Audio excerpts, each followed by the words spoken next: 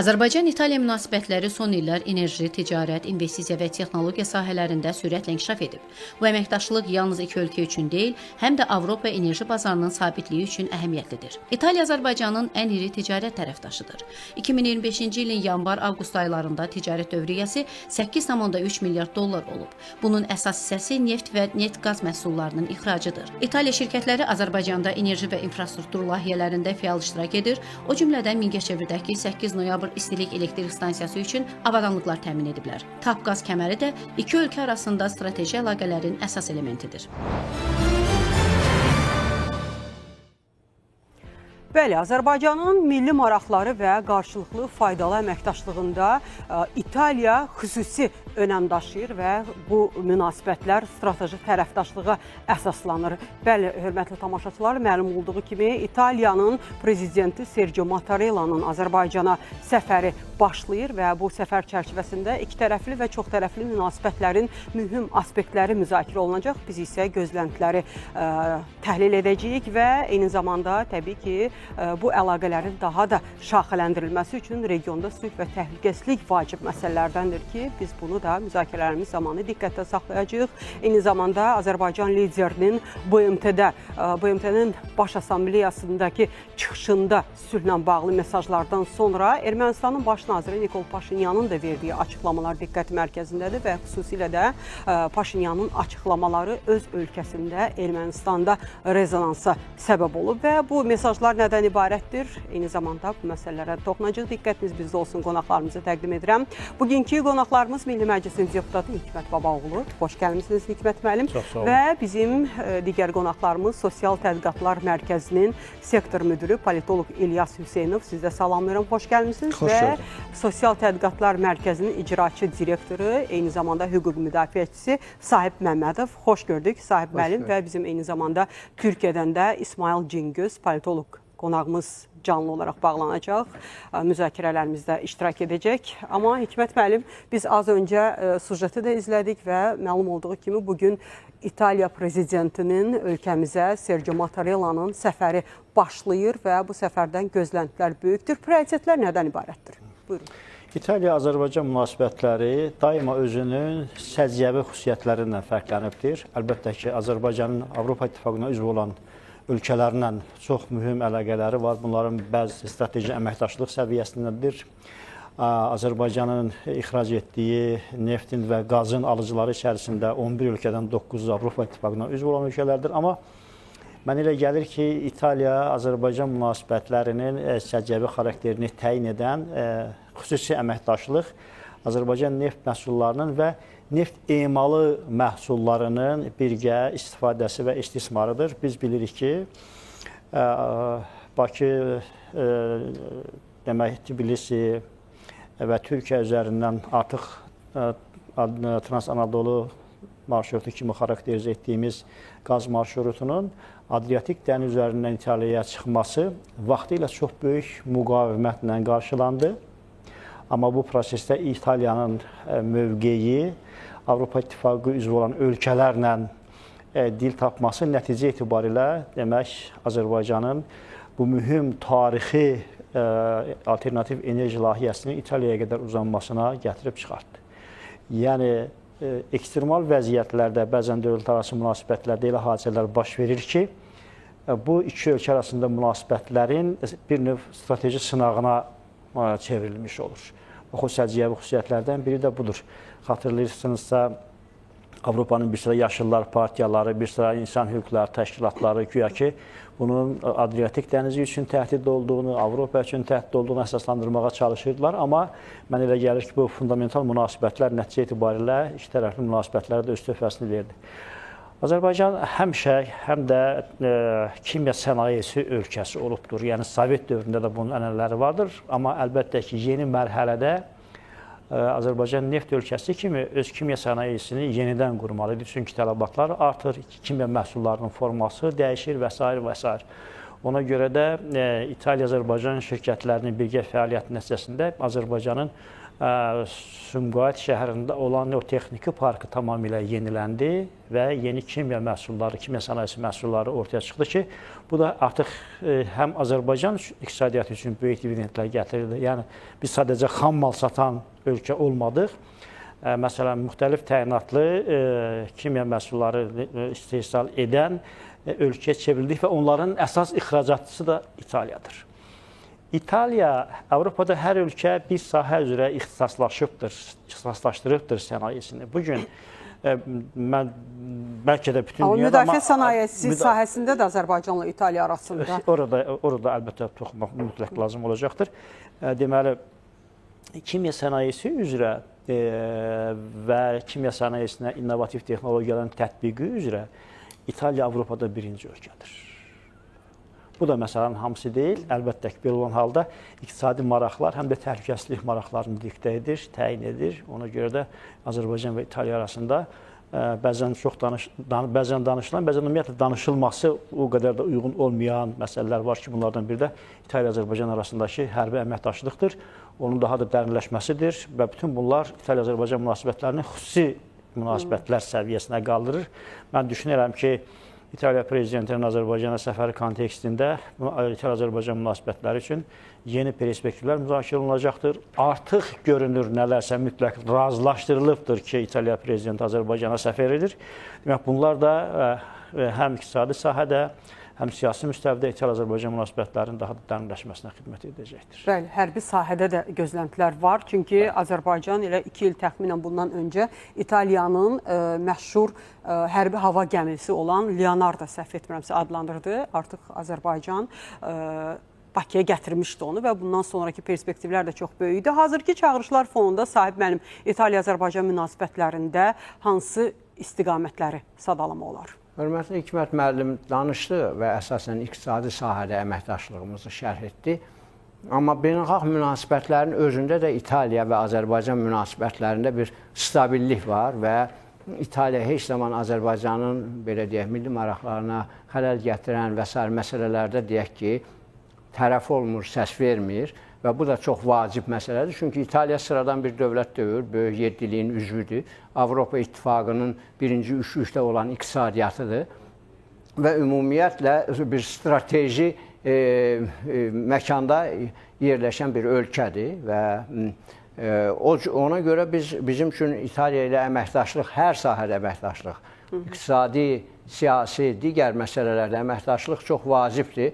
Bu baxımdan indi cənab prezidentin bir neçə səfəri olub İtaliyaya. Mən 20-ci ildən sonra xatırlamıram, 20-ci ildə ən böyük səfərlərdən birində pandemiya ərəfəsində xatırlayırsınızsa cənab prezidentin səfəri olmuşdu. O da çox mühüm əhəmiyyət kəsb edən bir səfər idi.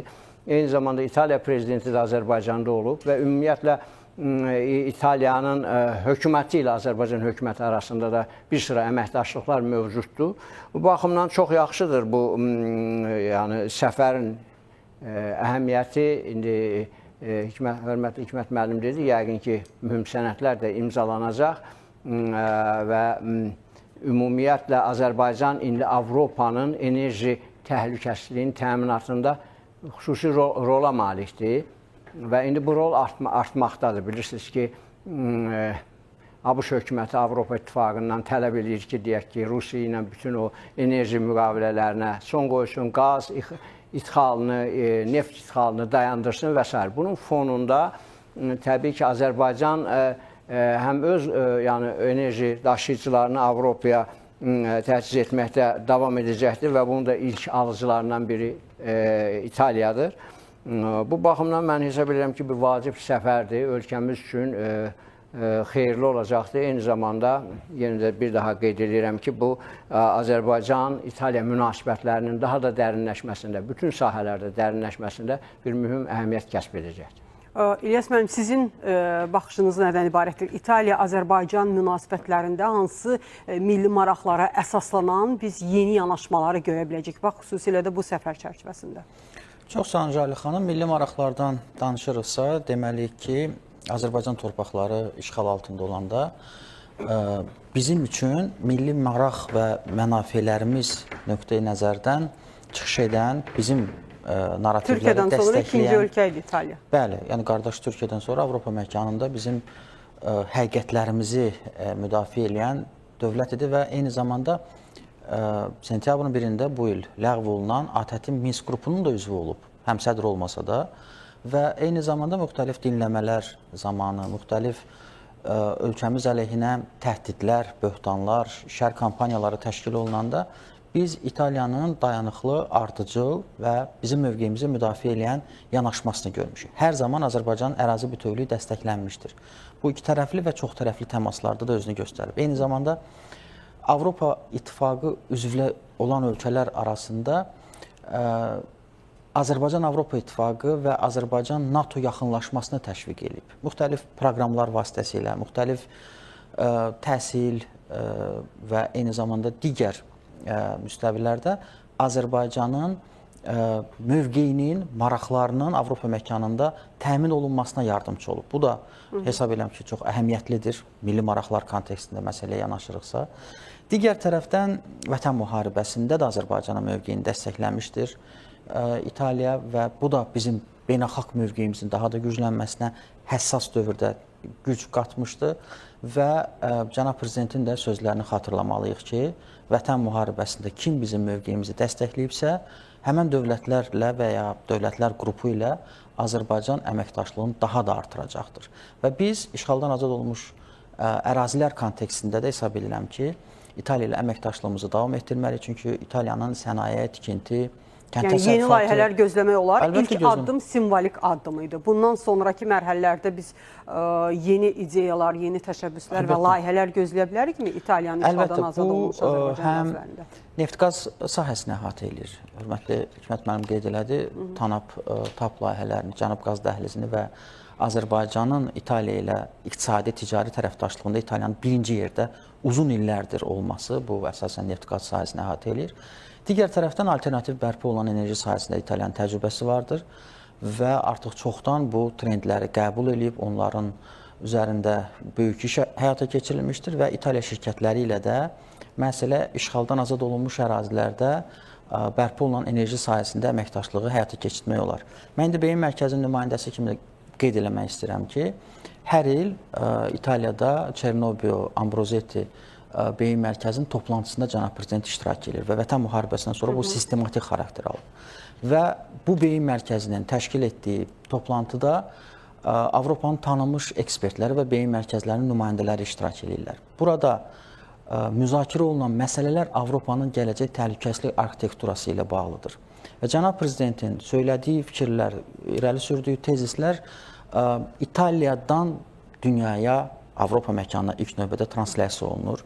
Enerjinin şaxələndirilməsi xüsusilə. Əlbəttə, burada təhlükəsizlik, enerji təhlükəsizliyi prioritet sahədir, amma Azərbaycan misilsiz tarix yazıb, ərazi bütövlüyünü təmin edib, 21-ci əsrdə tam suverenliyini bərpa edib. Azərbaycanın mövqeyi bugün diqqət mərkəzindədir. Azərbaycanın atdığı addımlar, qazandığı təcrübə və postmüharibə reallıqlarında yürütdüyü diplomatiya diqqətlə qəbul olunur, xüsusilə də ekspertlər tərəfindən. Biz müxtəlif ekspertlərlə daim təmasdayıq və görürük ki, Azərbaycanın hər bir uğurlu addımı bugün böyük maraqla qarşılanır və o baxımdan hesab edirəm ki, bugün Avropa məkanında, Avropa-ABŞ ziddiyyətləri kontekstində, Rusiya-Ukrayna müharibəsi müstəvisində gedən proseslərdə bu səfər heç də təsadüfi səfər deyil. Sahib müəllim də qeyd elədi ki, Rusiya nefti və qazının alışının dayandırılması ilə bağlı ABŞ prezidenti Donald Trump'ın çağırışından sonra Avropa İttifaqı özü də çalışır ki, bunu məhdudlaşdırsın və bunun üçün proqramları da var. Bəli. Bu həm də tələbdir və 8 avqust Vaşinqton razılaşmasından sonra ABŞ-Azərbaycan münasibətləri də strateji müstəviyə qalxıb, işçi qrup yaradılıb xartiyanın hazırlanması ilə bağlı və Avropa dövlətləri, elə İtaliya başda olmaqla biz tez-tez bu cür Azərbaycanla təmaslarda maraqlı olduğunu görəcəyik. Bu səfərlər bundan sonra davam eləyəcək və digər dövlətlər də Azərbaycanla danışıqları həyata keçirmək üçün bizim Bakı paytaxtımıza gələcəklər. İtaliyanın prezidenti Sergio Mattarella'nın Azərbaycana səfəri çərçivəsində qarşılıqlı şəkildə prioritetlər nədən ibarət ola bilər və ümumiyyətlə hazırki çağırışlar fonunda xüsusilə də Avropanın təhlükəsizlik məsələləri, enerji təhlükəsizlik məsələlərinə dair gözləntilərimiz nədən ibarət ola bilər və bununla bağlı dövlət başçımızın çıxışı olmuşdu. Gəlin onu bir daha xatırladaq, sonra müzakirələrimizi davam etdirəcəyik.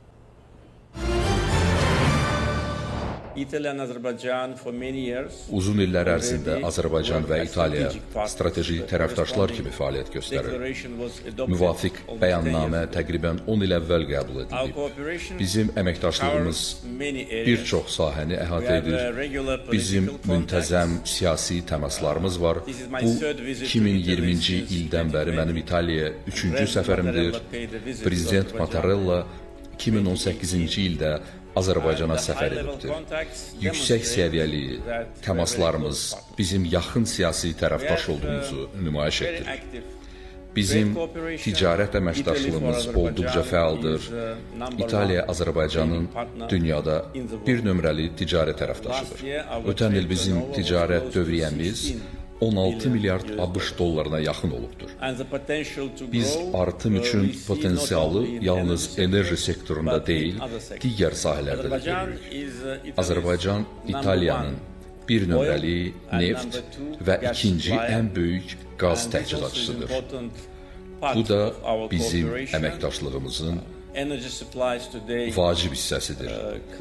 Bugün enerji təchizatı onu aydın şəkildə nümayiş etdirir ki, enerji təhlükəsizliyi milli təhlükəsizliyin ayrılmaz parçasıdır və Azərbaycandan İtaliyaya qədər uzanan Cənub qaz dəhlizi adlanan 3500 kilometrlik inteqrasiya edilmiş boru kəməri sistemi bugün 10 ölkənin enerji təhlükəsizliyini təmin edir.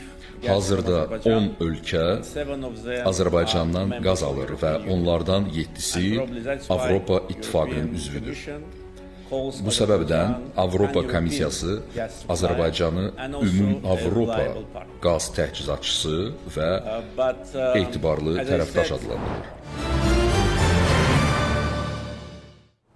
Hikmət bəy, hazırda enerji təhlükəsizliyi ilə bağlı çağırışlar fonunda Azərbaycan və İtaliyanın qarşısında hansı məsuliyyəti daşıyır?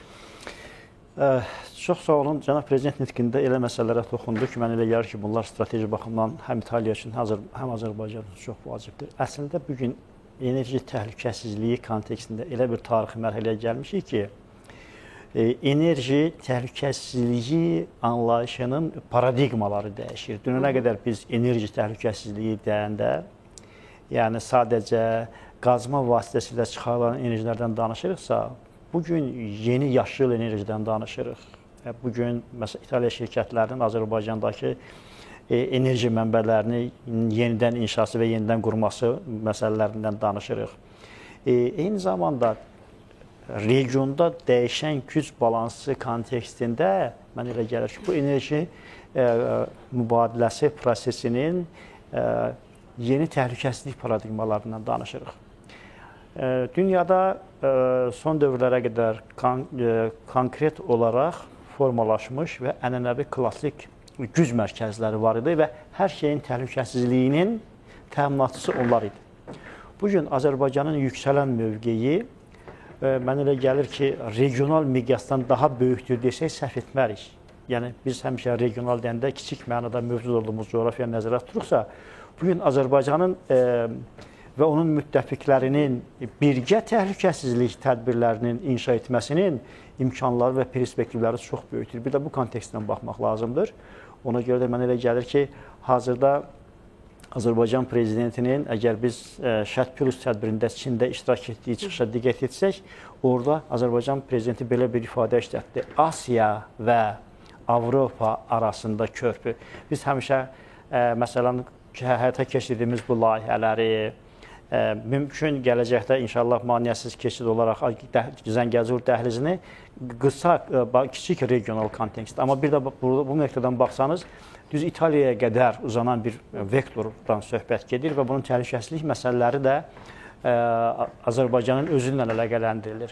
Bu maddə mənə elə gəlir ki, yeni bir mərhələ başlayacaqdır İtaliya prezidentinin Azərbaycana səfərindən sonra. Mümkün enerji mənbələrinin və yeni enerji mənbələrinin də tutaq ki, Azərbaycan hazırlaşır hazırki mərhələdə yaşıl enerji ixracatına hazırlaşır Azərbaycan. Azərbaycanda mövcud olan külək və günəş enerji istehsalının miqdarı çox böyükdür. Məsələn, burada belə bir standart var. Eyni sayda, eyni keyfiyyətdə günəş panellərini tutaq ki, İtaliyada quraşdırsanız, enerji istehsalı səmərəliliyi 30% olacaqsa, Azərbaycanda 70% olacaq. Nəyə görə, məsələn, deyə bilərlər ki, hər yerdə günəş də var, külək də var. Nəyə görə məhz Azərbaycan?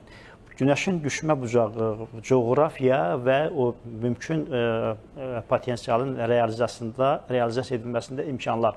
Bütün bunlar mənə elə gəlir ki, həm də hazırki görüşün məzmunlarından birinə çevrilə bilər və bu münasibətlər daha da inkişaf edə bilər. Bəli, təbii ki, təhlükəsizliyin təminatı üçün regionda sülh də bugün dünyanın diqqətindədir. Xüsusilə də Qərbin maraqları artıb və burada enerji maraqları və digər təhlükəsizliyin aspektləri olan maraqlar qovuşur. Və elə ona görə də BMT-nin Baş Assambleyasının 80-ci sessiyasında da əvvəla Azərbaycan liderinin verdiyi mesajlar və daha sonra ardınca Ermənistanın baş nazirinin verdiyi mesajlar bugün müzakirə olunmaqdadır və biz istərdik ki, təbii ki, ikinci mövzumuza keçidi alaq. Ermənistanın baş naziri Nikol Paşinyan sülhlə bağlı hansı fikirləri səsləndirilib və bunu gəlin ekranlara gətirək. BMT-nin Baş Assambleyasında Ermənistanın baş naziri Nikol Paşinyanın istər Zəngəzur dəhlizi ilə bağlı, istərsə də sülhlə bağlı müxtəlif fikirləri var idi və Hikmət müəllim orada xüsusilə də diqqət çəkən Zəngəzur dəhlizi ilə bağlı açıqlaması idi. Yəni nədən irəli gəlirdi Trump layihəsi, Trump yolu, yoxsa Zəngəzur dəhlizinə qorxusu, fobiyası nədən ibarətdir Ermənistanın baş nazirinin?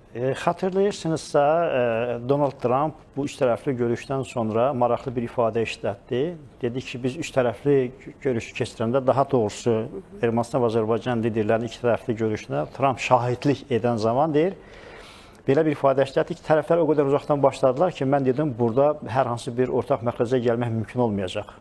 Yəni, bu bir daha hələ Amerika Birləşmiş Ştatlarına gedən zaman belə Paşinyanın əvvəlki mövqeyində israr etməsinin göstəricilərindən biri kimi biz bunu qəbul etməliyik. Amma Azərbaycanın da mövqeyi əvvəlindən bəlli idi, maneəsiz keçid olmalıdır. Yəni, nəyə görə Azərbaycan prezidenti bu görüşü yüksək qiymətləndirir? Çünki orada yenidən biz Zəngəzur dəhlizindən maneəsiz keçidlə bağlı məsələdə Ermənistan üzərinə öhdəçilik qoyduq bu mənada. Şübhəsiz ki, burada maraqlı bir nüans var. Paşinyanın da həm öz hakimiyyətini qoruması üçün, həm də Ermənistandakı o daxili narazılığın önünə keçməsi üçün bir forma lazım idi. Yəni, bugün elə bir vəziyyət yarandı ki, Azərbaycanın irəli sürdüyü sülh prinsiplərinin hər biri sona qədər qəbul edildi, o cümlədən maneəsiz keçid. Amma burada Ermənistan cəmiyyətinin də negativ enerjisinin neytrallaşması üçün bir imkanlar yarandı. Bu məsələnin bir tərəfi. Amma bu bizim milli maraqlarımız kontekstində çox qiymətlidir və tarixi kontekstdə çox qiymətlidir. Amma başqa bir məsələ də var. Nəyə görə Paşinyan tez-tez bu məsələyə toxunur? Əslində, Paşinyan hakimiyyətinin bir qərb layihəsi olduğunu biz bilirik. Və bu qərb layihəsinin davam etməsi üçün nə olmaq lazım idi?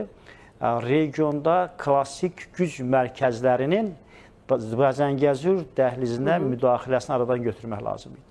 Bunlar kim idi? Dünənə qədər bizim qırmızı xəttimizdir deyən İran, çünki İran imperialist gözlə baxır Azərbaycana və Ermənistan-Azərbaycan münasibətlərinə. Digəri kim idi? Rusiya, çünki Rusiya yenə eyni şəkildə imperialist nəzərlərlə baxır. Yəni, Zəngəzur dəhlizini yeri gəlmişkən Paşinyanın bu çıxışına Rusiyanın Ermənistandakı səfiri də münasibət bildirib ki, Rusiya Cənubi Qafqazdan çıxmaq niyyətində deyil. Və burada da Paşinyan da maraqlı rol oynayır 102-ci baza ilə bağlı. Yenə qeyd elədi ki, bizim gündəmimizdə 102-ci bazanın çıxarılması deyil. Yəni, mən elə gəlir ki, bəzən bir qədər o çox belə yüngül, çəkisiz görünən bu siyasətin altında həm də bir dərin bir siyasət var.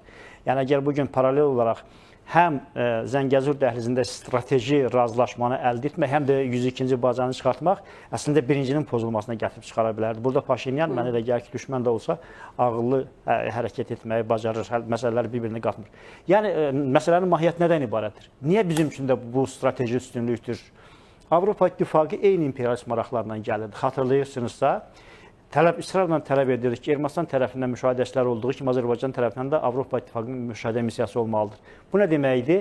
Bu yarım hərbi və yarım kəşfiyyat xarakterli nəzarət mexanizmi qurmaq istəyirdilər.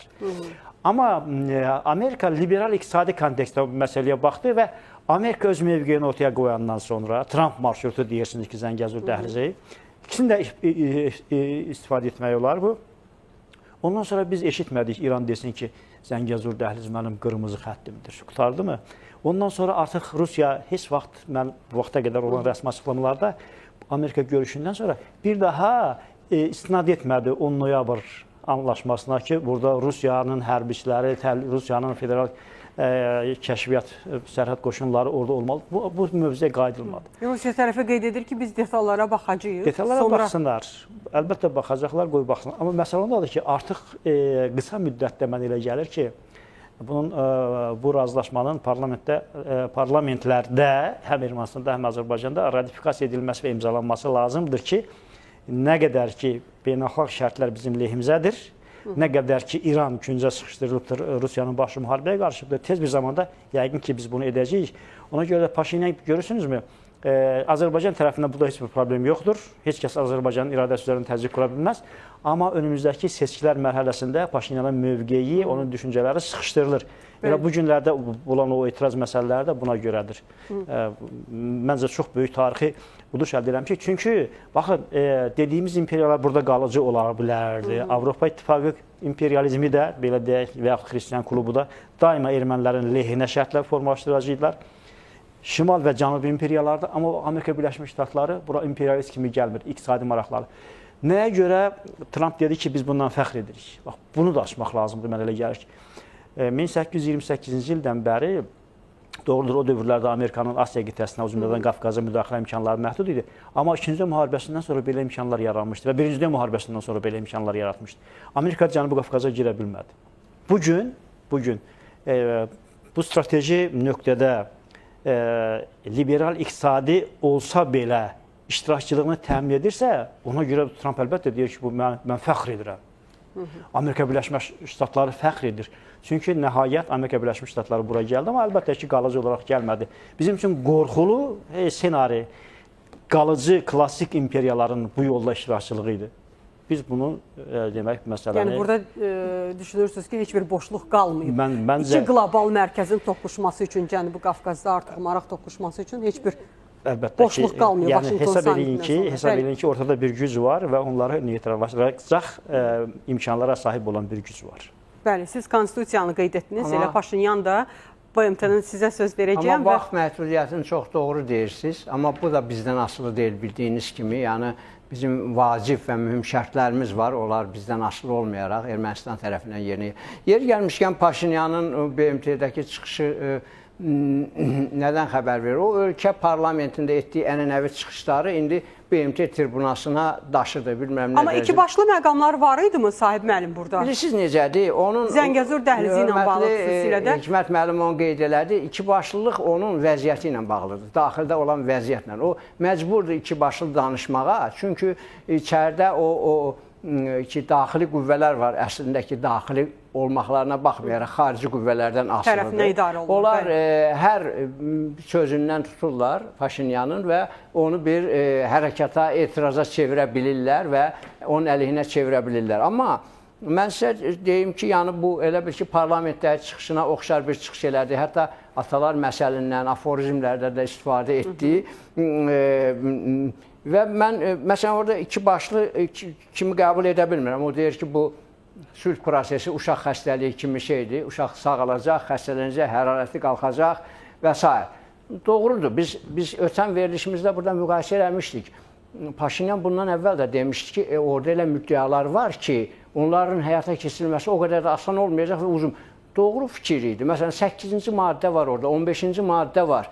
8-ci maddə bu irqi nifrət və s. bununla bağlıdır. Onların dərslikləri, ola bilsin bizim dərsliklər, onların filmləri, bizim filmlər, onların mediası, bizim media və tarixən 100 illərlə onların beynini çöktürülmüş bu nifrət, bunu aradan qaldırmaq müqavilə imzalanan kimi əlbəttə qalxmayacaq. Müəllim, əsas şərtlərdən biri də konstitusiya ilə bağlıdır və ya konstitusiya ilə bağlı da elə Paşinyan BMT-nin Baş Assambleyasında fikirlərini səsləndirib. Gəlin onları ekranlara gətirək. Paşinyan qeyd edir ki, xüsusilə də konstitusiya ilə bağlı Ermənistan hökuməti 2026-cı ildə ölkədə keçiriləcək növbədənkənar parlament seçkilərində yenidən seçiləcəyi təqdirdə yeni konstitusiyanın qəbulu üçün ümumxalq referendumunu təşkil edəcək. 2026-cı il parlament seçkilərində bir daha xalqın mandatını aldıqdan sonra biz yeni konstitusiyanın qəbulu üçün ümumxalq referendumuna başlayacağıq və bunun nəticəsində ölkədə hakimiyyətin bütün qolları və hüquq sistemi konstitusiyaya uyğun qurulacaq. Bilirsiniz necədir? Biz indi Ermənistanın daxili müxalifəti, belə deyək, belə israr edir ki, Azərbaycanın təkidi ilə yeni konstitusiya qəbul olunur. Əslində, Azərbaycanın onlar konstitusiyanı necə qəbul edəcək, onun mətni necə olacaq, hakimiyyəti orada necə böləcəklər, qanunverici sistemi necə olacaq, bizi qətiyyən maraqlandırmır. Bizi maraqlandıran odur ki, həmin əvvəlki konstitusiyanın preambulasında Azərbaycana qarşı konkret ərazi iddiası var, konkret coğrafi ərazi göstərilməklə. Bu indi Paşinyan bunu deyir, əgər biz qalib, yəni seçkilərdə qalib gəlsək, bunu da dəyişəcəyik. Amma məsələ ondadır ki, orada Paşinyan eyni zamanda bir maraqlı fikir də səsləndirib. Deyir ki, bizə həmişə beynəlxalq münasibətlərdə subyekt kimi baxıblar. Bunu da səbəbini göstərir ki, çünki biz özümüz nə dediyimizi yox, başqalarının nə dediyini nəzərə almışıq. Obyekt kimi baxmamışıq. Bəli, obyekt kimi baxıblar, bəli. O şeydə, redaksiyada səhv gedib o fikir. Subyekt olmağa çalışırlar. Yəni, doğrudan da indi belə deyək də, Paşinyan özü həm də orada bir səmimi etiraf edib ki, mən də əvvəl bütün o əksəriyyət kimi düşünürdüm, indi fikirlərim dəyişib. Yəni o Vaşinqton samitindən sonra imzalanmasından sonra fikirlərin dəyişib. Yox, ona qədər də axı bu yadınızdadır o Xankəndindəki artsaq Ermənistandır nöqtə. Onu da bir etiraf elədi ki, mən o vaxt hamı kimi düşünürdüm. Yəni bu etiraf dalğası çoxdan başlayıb. Sovet ideologiyasından belə düşünürdüm. BMT tribunasından da bir etiraf səsləndirdi, belə deyək. Hər halda mən bilirsiniz necədir, onun iki başlı yanaşmasına bir qədər haqq qazandırmaq olar, yalnız o nöqteyi nəzərdən ki, onun vəziyyəti daxildə o qədər də yaxşı deyil. Bir kəlmə də əgər mümkünsə Zəngəzur dəhlizi barədə. Zəngəzur dəhlizi biz dəfələrlə demişik. Bununla bağlı heç bir argument yoxdur. ABŞ-ın hansısa bir şirkəti gəlib orada yol çəkəcəksə, ABŞ şirkətləri gəlib burada Cənub Qafqaza zavod tikə bilir, müəssisə aça bilir, neft çıxarda bilir, yol çəkə bilmir. Yəni bu tamam absolut bir şeydir. Bizim istədiyimiz də burada eksterritorial heç nə istəmirik. Yalnız bizim sərnişinlərin, yüklərin və nəqliyyat vasitələrinin təhlükəsiz və yoxlamadan keçib. Hansı ki, beynəlxalq praktikada çox geniş yayılıb. Mən misallar çəkib vaxt almaq istəmirəm. Yəni bu məsələdə nə Rusiyanın, nə İranın bir dənə də argumenti yoxdur. Bəhanədən başqa heç nə deyil. Yəni bir dənə səbəb göstərə bilməzlər ki, bu onun əleyhinə argument göstərmə imkanı yoxdur. Qısaca əlavə edeyim. Mən elə gəlir ki, bu çox konkret və cəsarətli fikirdir. Paşinyanın fikirləri ki, seçildi, yeni mandat aldıqdan sonra referendum keçirəcəyik. Bir siyasətçi üçün bunu əvvəlcədən bəyan etmək cəsarətini verən alt məzmun olmalıdır. Yəni, əgər Paşinyan əmin olmasaydı ki, 26-cı ildə seçkiləri qazanacaqdır, bu bəyanat verməzdi. Çünki biz çoxdan gözləyirik ki, Paşinyan belə bir bəyanat versin. Deməli, Amerika Birləşmiş Ştatlarındakı görüşdən sonra bunun ilkin alt bazası formalaşdırıldı. 8 avqustdan sonra cəsarətlənibdir Paşinyan. Bir. İkincisi, son dövrlərlə Rusiya ilə münasibətlərdə görünür Paşinyan müəyyən razılaşmaları əldə edibdir. Ona görə bir dəfəlik olaraq 102-ci bazanın Ermənistandan çıxartılması məsələsini gündəmə çıxarıbdır. Belə başa düşmək olar ki, hərbi sahədə Ruslarla əməkdaşlığı davam etdirəcəkdir. Rusların Ermənistanda iştirakçılığını qorumaqla həm də gələcəkdə Türkiyə-Azərbaycan alyansına qarşı bir balans yaratmaq məsələsini görünür. Rusiya ilə razılaşdırıblar ki, son dövrlərdə Rusiyanın loyal münasibətini mən elə gəlir ki, bu razılaşmaların içərisində axtarmaq lazımdır. Və nəhayət, bunun əvəzində Paşinyan 26-cı ildə, iyun ayında keçiriləcək seçkilərdə Rusiyadan ən azından bu prosesə mane olmamasından bağlı təminat alıbdır. Aydın. Bax belə. Nəzərə alsaq ki, Paşinyan Nyu-Yorka Rusiyadan getdi. Yəni bu səfərin özü də, yəni əvvəl Amerikada oldu, sonra Rusiyaya qayıtdı və daha sonra yenidən Nyu-Yorka qayıtdı.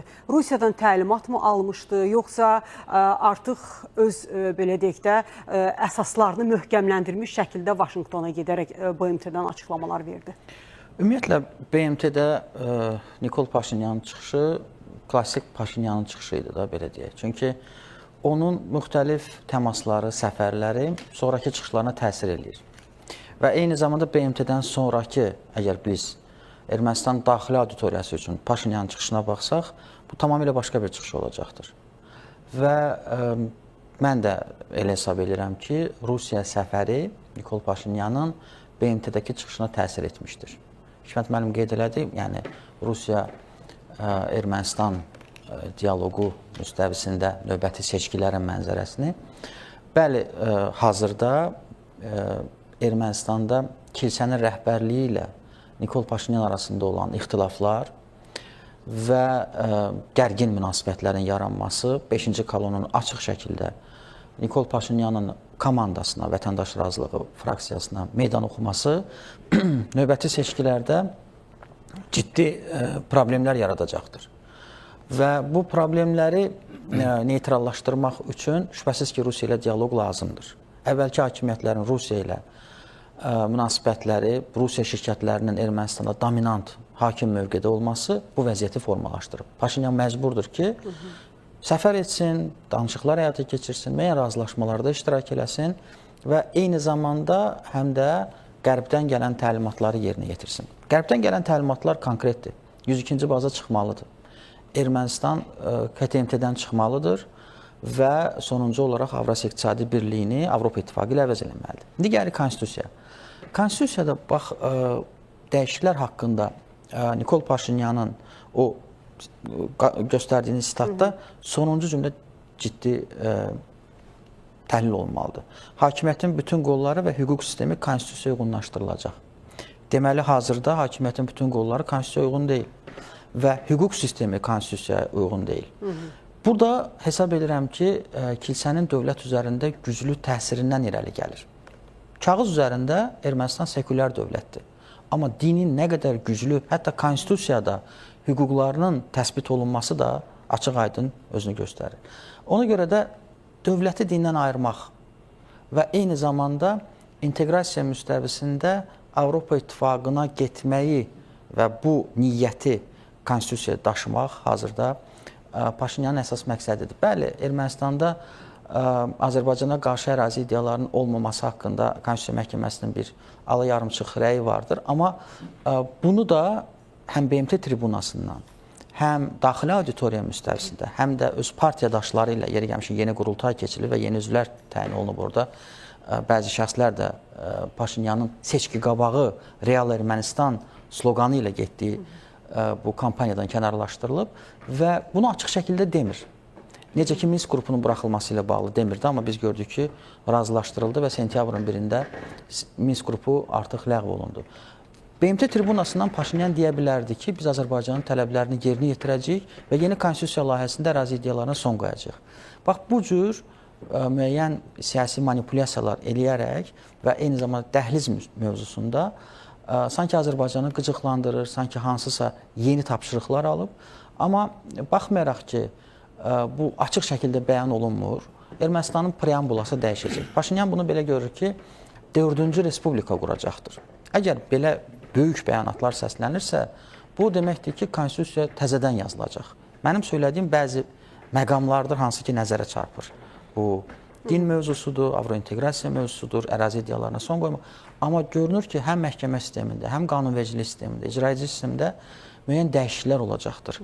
Bu, həm də insan vətəndaş hüquqları ilə bağlı olan bəzi məsələlərdir və yeni konstitusiya ilə 4-cü respublika qurulacaq. Yəni Paşinyanın təsəvvüründə bu belədir ki, Azərbaycan, Türkiyə və sülhdə maraqlı olan tərəflər Nikol Paşinyanın hazırki hakimiyyəti müstəvisində və mübarizəsi müstəvisində bu prosesi təqdir etsinlər. Sonra iyunda parlament seçkiləri keçirilir, referendum keçirilir, sülh müqaviləsi imzalanır, ratifikasiya olunur və o maddələr üzrə, 17 maddəli ümumi sülh layihəsi üzrə bir addımlar atılır. Yəni bu diplomatik münasibətlərin qurulmasıdır, nifrət nitqinin aradan qaldırılmasıdır və etimad quruculuğu tədbirlərdir Cənubi Qafqazda. Əlbəttə buna qarşı çıxan qüvvələr də var, olacaqdır.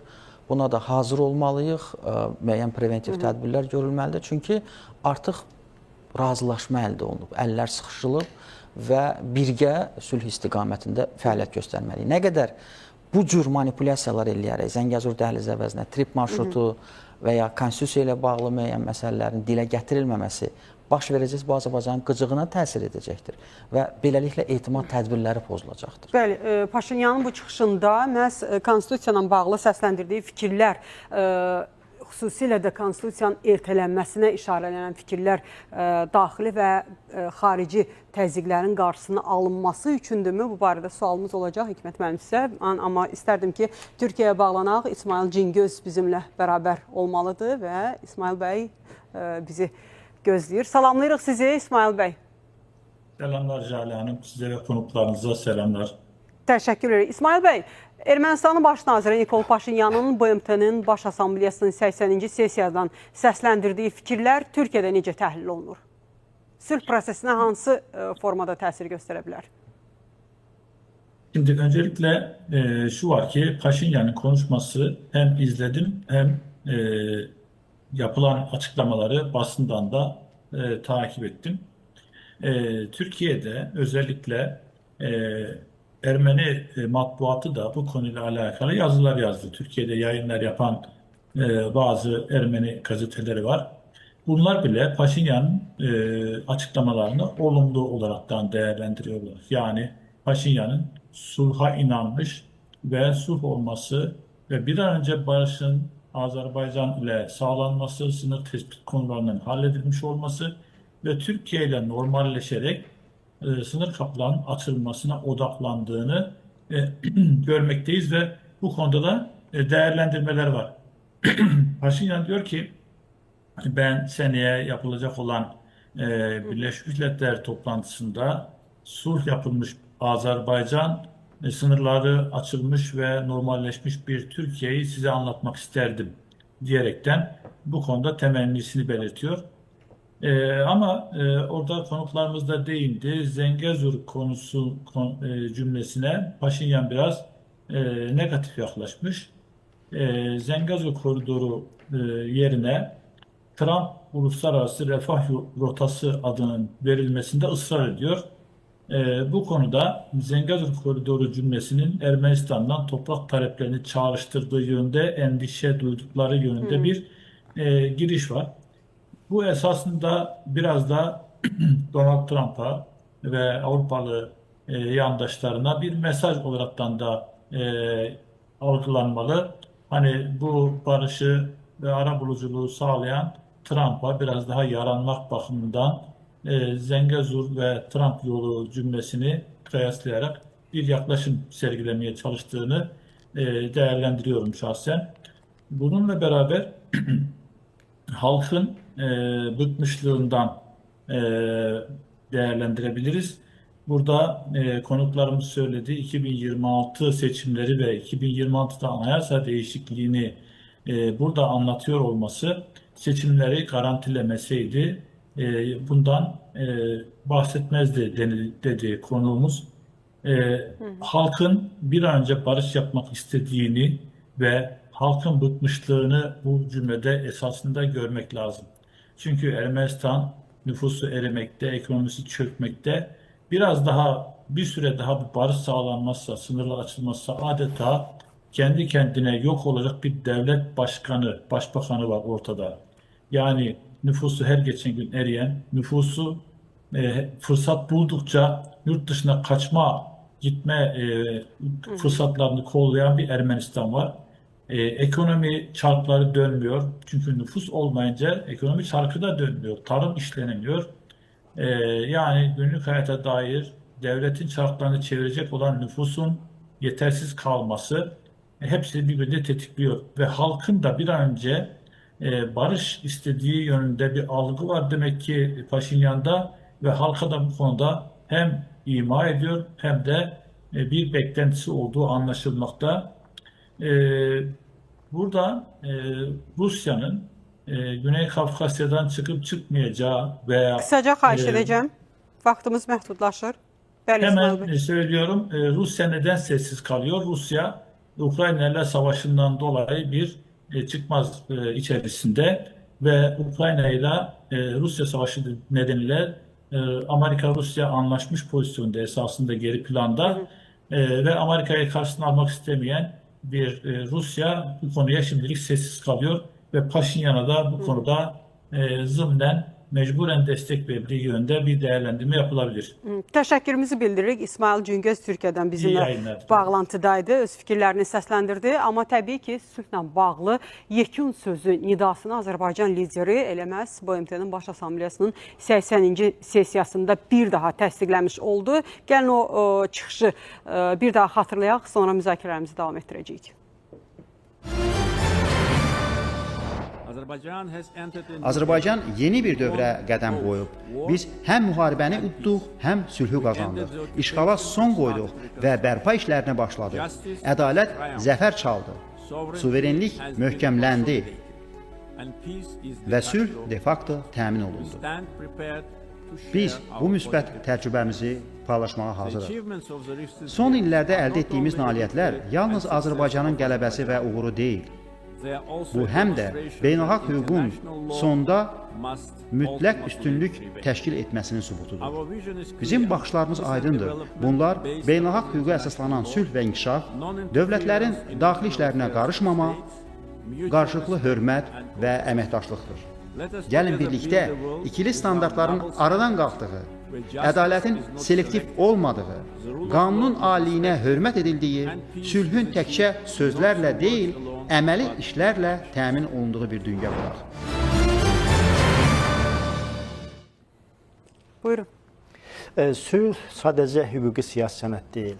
Sülh həm də iki xalq arasında ictimai razılaşma hadisəsinə çevrilməlidir. Əgər ictimai razılaşma hadisəsinə çevrilməyəcəksə, bu sülh olmayacaqdır.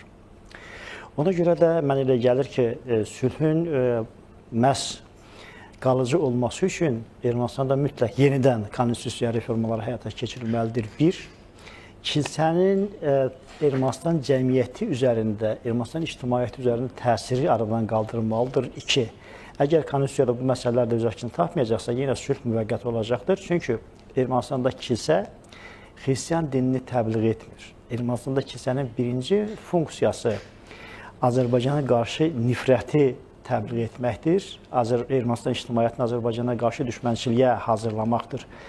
Çünki ermənilər icmadırlar, dini icmadırlar və bu icmanın identikliyi, bir-birinə bənzərliyi Azərbaycana düşmənçilik üzərindən təyin edilir və onlarda ümumi ictimai müqavimət də məhz Azərbaycana nifrət üzərində köklənir. Digər xalqlarda bu belə deyil. Ermənilər də hələ xalq kimi formalaşa bilmədiklərinə görə icma təfəkkürü ilə bu şəkildə sinxron hərəkət etmə qabiliyyəti əldə edirlər və bu nifrətin də bunun da dayaq nöqtəsi Azərbaycana qarşı nifrətdir. Bu olmayacaqsa, əlbəttə sülh olmayacaq. Ona görə ümid edək ki, Paşinyan öz siyasətində ardıcıl olacaqdır. Konstitusiya dəyişikliyi ertələyəcək. Edəcəkdir və kilsənin ümumiyyətlə Ermənistanın ictimai təfəkkürünü, siyasi dünya görüşünü təyin edən institut səlahiyyətlərindən uzaqlaşdıra biləcəkdir və beləliklə Ermənistan yeni bir dövlət qurmaq. Yeni yox, əslində isə tamamilə bir dövlət qurmaq. Bu vaxta qədər erməni icması olubdur, erməni forpost olubdur, hər cür Ermənistan haqqında fikirlər səsləndirilib, amma onun dövlət olmasını heç kəs iddia etməyibdir. Nə müttəfiqi Rusiya, nə müttəfiqi İran, nə digərləri. Ona görə də mənə elə gəlir ki, yeni konstitusiya Ermənistanın dövlət qurmaq istiqamətində addıma çevrilə bilər. Həm də xilas yolu ola Həm də bilər. xilas yolu. Təəssüflər olsun, vaxtımız artıq başa çatır. Mən sizə minnətdarlığımı bildirirəm. Bəli, hörmətli tamaşaçılar, biz BMT-dən Cənubi Qafqazda sülhə dair verilən mesajları və eyni zamanda İtaliya prezidenti Sergio Mattarella'nın Azərbaycana səfəri və gözləntiləri müzakirə etdik. Bizə baxdığınız üçün sizə təşəkkür edirik. Salamat qalın.